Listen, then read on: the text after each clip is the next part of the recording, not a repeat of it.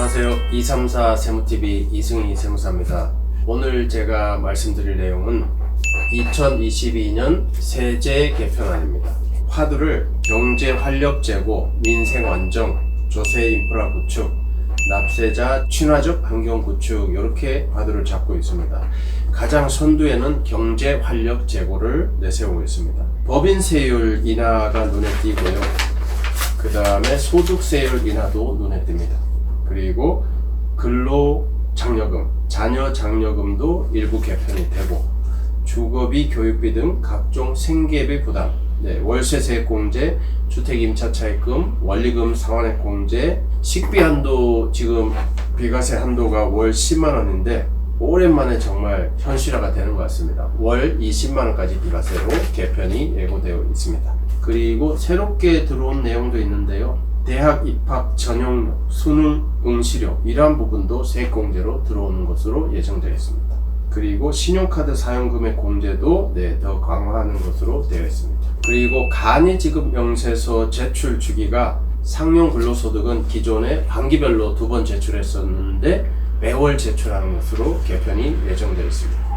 그리고 기타 소득도 연 1회 제출하는 것을 월 1회, 매월 제출하는 것으로 개편이 예정되어 있습니다.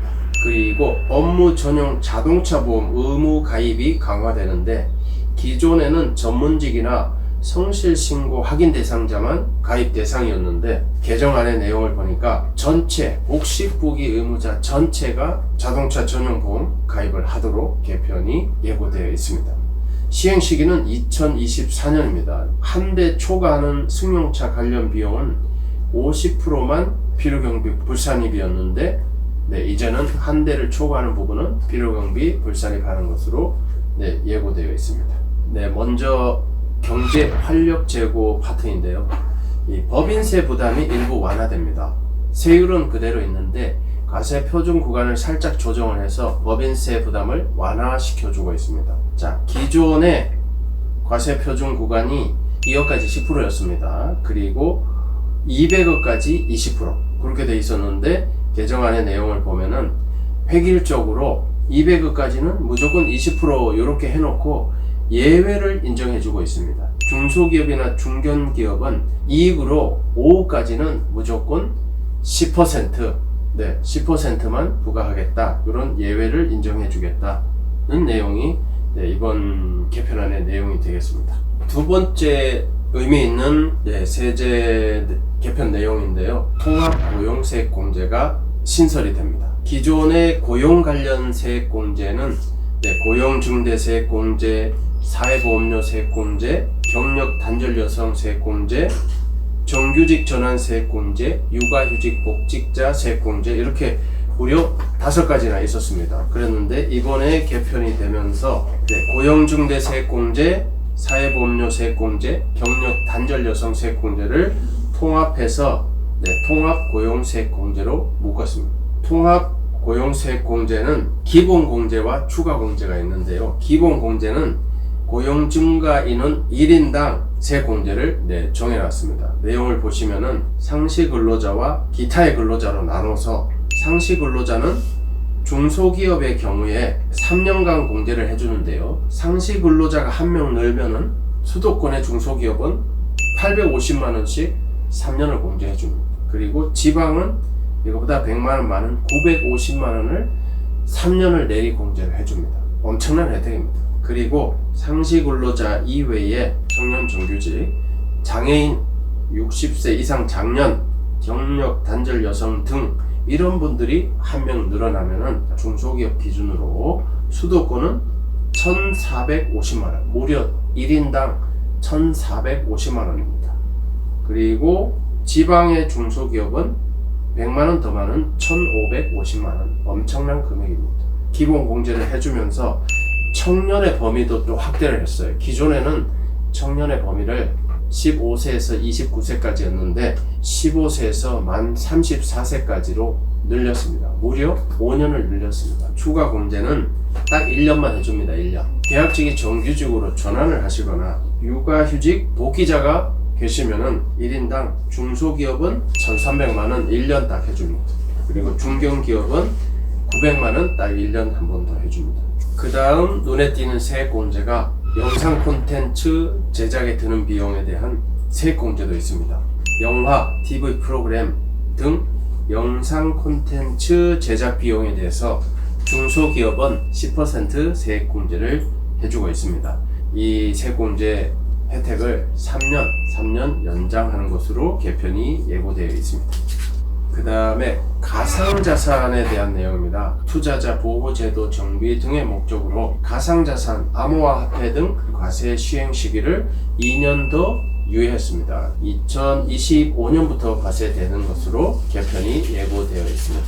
자, 그 다음에 착한 임대인 세액공제는 임대료 인하액의 무려 70%를 깎아줍니다. 1년이 연장돼서 내년 2023년까지 적용받을 수 있게 이렇게 개편이 예고되어 있습니다.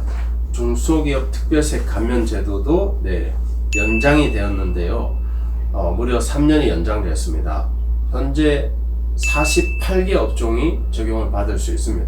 이번에 3년 연장을 하면서 제외되는 업종, 폐지되는 업종이 나왔습니다. 전기통신업 폐지되었습니다. 인쇄물 출판업 등을 영위하는 업종도 폐지되었습니다. 이 두 가지 폐지된 업종, 이번에 폐지된 업종은 수도권 중소기업에 한정합니다. 수도권이 아닌 중소기업, 비수도권의 중소기업은 여전히 이 특별세 감면을 받을 수 있다는 내용도 참고하시면 좋겠습니다. 그 다음 내용인데요. 개인 사업자 중에서 업무 전용 자동차 보험 가입이 의무화되어 있는 그런 내용인데요.